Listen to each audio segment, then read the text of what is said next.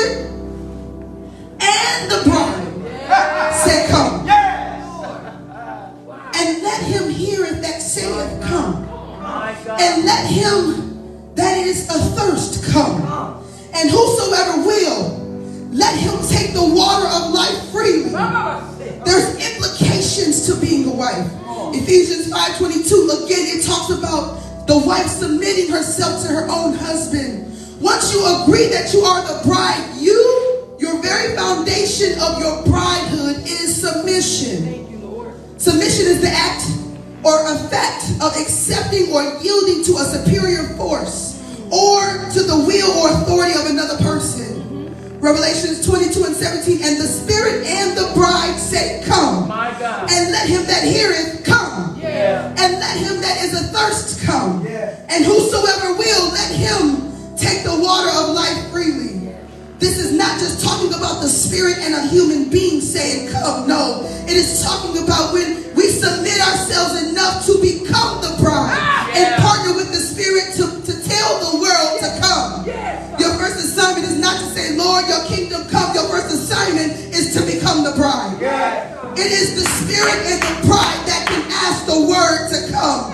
Ephesians 5:24 says, here we have Paul teaching the church of Ephesus to totally submit. Not just the things you want to surrender. Not just the things that is convenient for you to surrender. Not just the things that you think that he can handle. It says submit everything. Total submission unto him. Submission is what really makes a person a bride, not a gender. It is the realm, in the realm of the Spirit, God calls the church, the entire church, irrespective of gender, the bride of Christ. It is the Spirit in a human who goes through the sacrifice of submission to make themselves the bride that can authorize the word to come. For example, the Spirit is saying healing come. And the bride needs to echo on the earth, healing come. And then healing has to submit to the command. The Spirit is saying deliverance come. And the bride echoes on the earth, deliverance come. And deliverance has to submit to that command. The Spirit says breakthrough come. And he waits for the bride to echo that on the earth in order to release it into this realm. The reason why we aren't seeing the manifested miracles of the Bible, the reason why we aren't seeing the manifested presence of God is because there is a disconnect between the Spirit and the bride. It's like there's a breach in communication between the Spirit and the bride.